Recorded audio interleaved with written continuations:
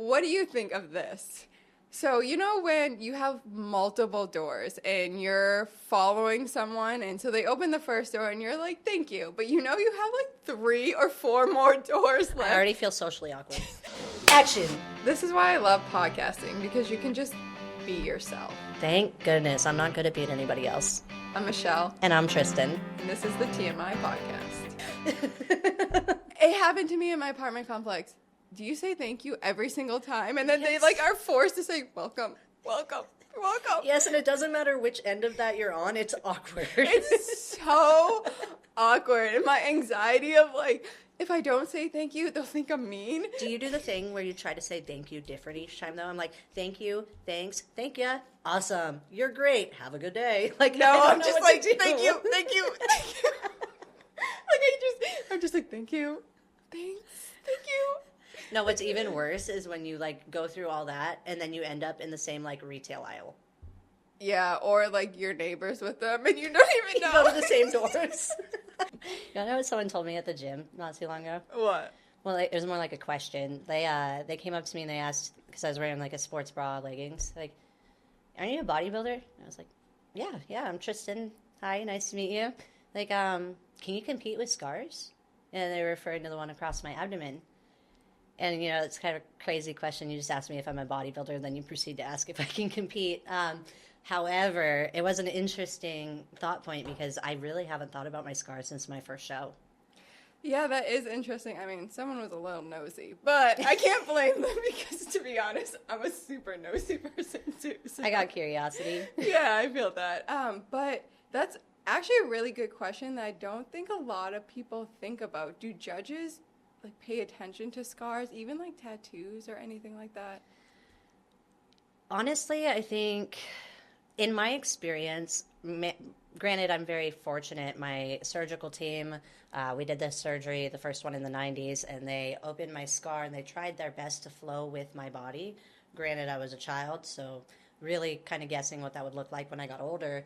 But I don't think it really takes away from my core definition in a way that is pulling the judges. I mean, I won overall at the last 3 shows, so I'm going to say no. However, I compete in a category that's about symmetry. Figure is symmetric. So if I had a nasty scar that went across, say, my left delt, that made my left delt smaller than my right or not symmetric, then I wouldn't be competing in the right category for my body anymore, and I likely would not be winning compared to a girl with symmetric delts next to me.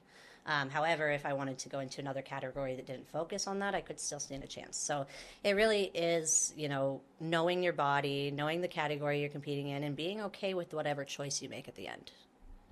And I think it comes down to with being okay with your body, because you didn't have a choice. No. You had to go through surgery. You had to get this stuff, those scars. So being able to accept and love that and be this isn't going to stand in my way. I'm going to win. It's crazy. Before bodybuilding, it really did feel like it stood in my way. I remember swim lessons as a kid. I would only wear one-piece swimsuits. I got into some church groups when I was growing up, and we had a swimming party, and I started answering the questions, and people were like, how'd that happen? What happened? Alien abduction. Or you should see the other guy. I would always have something to say, and just to make things more lighthearted, because the instant you tell somebody cancer, they're like, oh. And then all of a sudden it's a lot of sympathy, and you're just trying to be no, I'm fine. Let's not hang out here. Let's move on. But people like to hang out there sometimes. So I think I was more self-conscious about it when I was younger. And then it's crazy because the more I started exposing myself and my body, the more I fell in love with these scars and these things that have kept me alive. They weren't optional because it was do or die. And I've had my abdomen open 10 times, and I am grateful for every single one of those times and for the scars that it left behind. It is really, it's a shift when you start to see yourself and see your body for all that it's been through and all that it continues to push you through. What was it like as a child going through all that? How scary was it? Or do you feel like you kind of didn't even know what was going on? I kind of smile when I think about this because my family did it right. It was hard, but I knew I was sick, but it's really all that I knew because I was diagnosed when I was 13 months old and we fought for 10 years following that, stage 4 the whole time. But like when you only know being sick, bad days are good days too because you know that it can be much worse. And in my family, it was if you can breathe, you can fight. So if I could breathe, I was going to be okay. And there were scary times for sure. Big surgeries would make us all quite nervous, and I could definitely feel that energy from my mom, my grandma, and my dad. But, we always made it through, and I think I was lucky in a sense to have been diagnosed as a child rather than as an adult. I look at a lot of adults who've lived this healthy, prosperous life, and then all of a sudden their hair is gone and their pigmentation is gone and their health is gone, and it's a crazy thing to have to go through. It's like you lose your identity, whereas I built my identity, not as a victim to cancer, but as a fighter. And that kind of rolled over when I went into remission at about 11 years old. I still have a tumor in my abdomen, but it had not grown. Doing great. And I took that, and I honestly, for the longest time, didn't even tell people because you couldn't tell I had cancer. Once my hair came back, I was healthy as any other kid. I still had to go do my checkups. I still had a lot of blood work. I still had to recover my kidneys, things like that post-treatment. But I really just wanted to fit in. I really wanted to do sports and be fast. And that was such a target for me as a kid. I want to be fast. And, so I just started diving into everything. And it's like when people would find out I had cancer, they're like, no, you don't. No way. I'm like, yeah. I mean, yeah. So I really do, when you ask about what it was like to go through this as a child, I think going through it as a child made me a very fortunate adult. I'm very grateful. I'm very in tune with my body, and I'm very much about health in my own home now as well. That's real. Like, that is really real. And, it's commendable to have that strength and be able to fight and have a family that fights with you and have so much like love and support just with the circumstances that you are dealt. And I think with competing, there's a lot of similarities of like that grit to survive, that grit to compete and to win and lay it all on the floor, because in bodybuilding, it's you versus you. 100%. It's, are you putting in that sweat and tears every single day? Like, no one's going to outwork you. So it really does have to be you versus you. Absolutely. And, I didn't really correlate bodybuilding with being a cancer survivor and those mindsets until I got my pro card. And, I started really reflecting on those times, and it really did come down to like when you're in the thick of it and you're really trying to be a competitive bodybuilder and you get to the end, like you put so much into it, and it is a fight. It's a personal fight. It's really an individual sport. You're very solo while you're prepping for these things. And when you come out on the other side, it's really like, wow, I did that. I put in that discipline. I fought that fight. I made it to the other side, and I achieved what I set out to do. My husband pointed out to me something that I do. Beating cancer was a big deal. That's like a high in your life. And I did that at 11. And then I got into sports. And then I started little businesses as a kid, selling things from magazines door to door, chocolate bars, and always trying to be somewhat of an overachiever in my own life. And I didn't really realize that it's like you're constantly chasing something greater than what you've already achieved. And so at 11, I achieved something that not many people are fortunate enough to achieve, beating stage 4 cancer. And so it's like, what else can I do? And on top of wanting to achieve greater things, it's like I almost feel like I owe the world back. Like I'm here for a reason. Why? Maybe that reason's not for me to know. Maybe it's for somebody else someday. Maybe something that I've been through will touch their life, and whether I get to know that or not really doesn't matter. I'm here for something. Mm-hmm. And so it's like every day I want to best myself, and every day I want to be a little kinder. Every day I want to make sure I compliment a different stranger or whatever it is. It's just, it really did kind of set up the pace for the lifestyle that I lead now. Not me wanting to cry. No, but in a serious note, that is... I truly believe that we have a purpose and we are all here for a reason. Maybe it's not for ourselves, but it's to touch someone else's life, to inspire them to do something else. And I feel like that ties into this podcast, because I want this podcast to inspire others, whether it's to compete, whether it's to just get in the best shape of their life, whether it's just to learn about health and fitness. Or maybe it's inspiring them to create a podcast.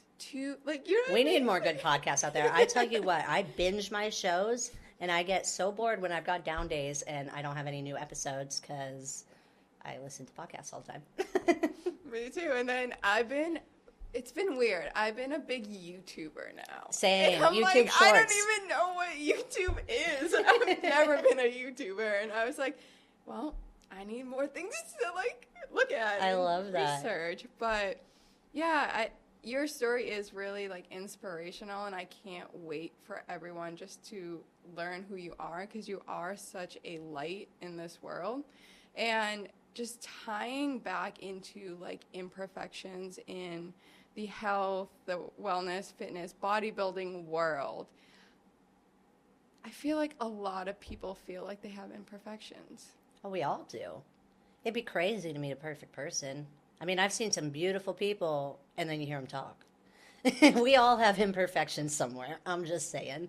And I think it would be silly to say that we don't, and I think it would be even more silly to say that they're not wonderful. They're not the things that make us the most unique.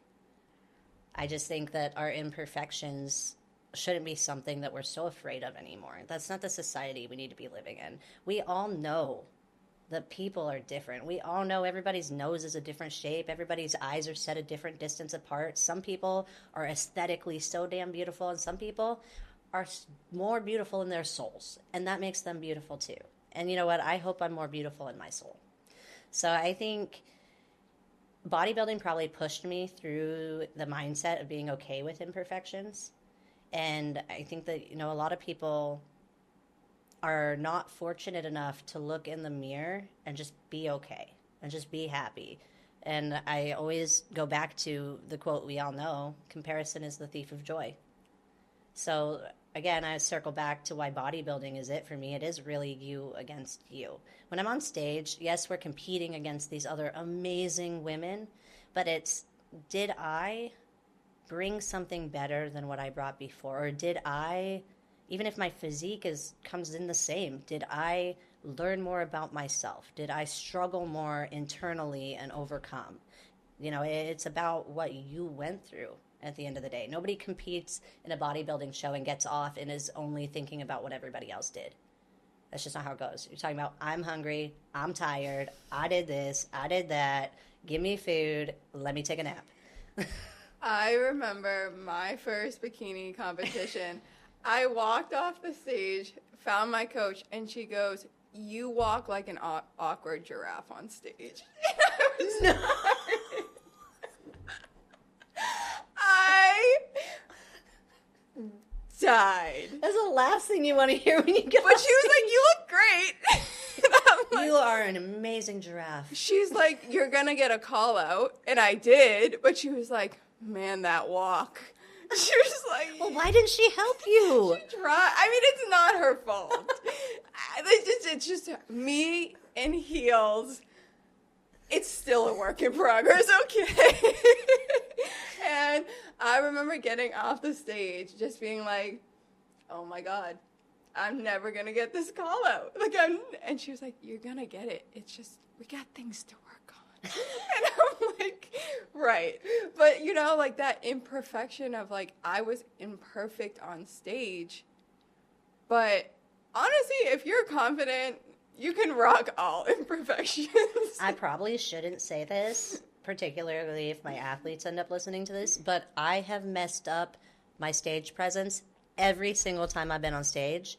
And in my last 3 shows, overall, I have one awesome video of me posing on stage, like one of those really aesthetic professional ones. And I was tripping in the video, and it's so funny because it's all slow motion and pretty, and I just come around and I'm like, Tristan's a little wavy, guys. And at Nationals, God, I tried to loop around 3 times to hit my final pose, and I don't know what I was thinking, but I couldn't hit it, so I go like this. I'm out of here. And I walked off the stage, and I watched the playback of it, and I'm like, what was I thinking? And I was 110% sure that cost me everything. And so when they call us back out and I win my class, I was like, are you guys like, is this a Steve situation? You can come back out and tell me that you messed up? And then we go back out for the overall. And I am just in awe of these women. Nobody's talking to anybody. Like, we're all competing against each other for this main title from the show, right? But I'm looking at them, and I'm just like, I want all their autographs. I want to take a picture with each one of them. I want to be their best friend. And I'm just happy to be standing on stage next to these women, because by this point, we're all pros. So this is my first taste of competing against other pros. And, you know, when they called my number, I did exactly what I always say not to do. And I'm like, wait. I've Me? done that. Me? I've done that every time. I always tell people, don't forget your number, but I always forget my number. Yeah. And it really does, like you said, what you said about your giraffe walk. Like, we will focus on our own imperfections so hard that we count ourselves out. Nobody else is locked in on your imperfections as much as you are. And I think about that a lot. It's like the thought of, you know, I get stuck on something embarrassing I did 10 years ago and I can't get it out of my head. And then I think about it, I'm like, how often do I think about something somebody else did that was embarrassing? Never. I think about things I did. So why do I expect other people to be thinking about embarrassing things I did? I don't. I love doing embarrassing things. I get such a good laugh at myself, and I own it. I really own every single embarrassing thing that I have ever done. It's probably why we clicked so easily. Like, we'll save them for other podcasts, but the amount of embarrassing things I could just... You're going to have to share some dodgeball stories at some point. Yeah, I love dodgeball. I'm so excited that we're doing this. I think that, like you, I hope that our podcast is something that reaches the right ears. I hope that our stories and our experiences that we've had over the last 20 years, 30 years, I hope that they, you know, I hope we find our why. And even if we don't know it, I hope somebody else figures it out. For sure. But until next episode, I'm Michelle. And I'm Tristen. And this is the TMi Podcast.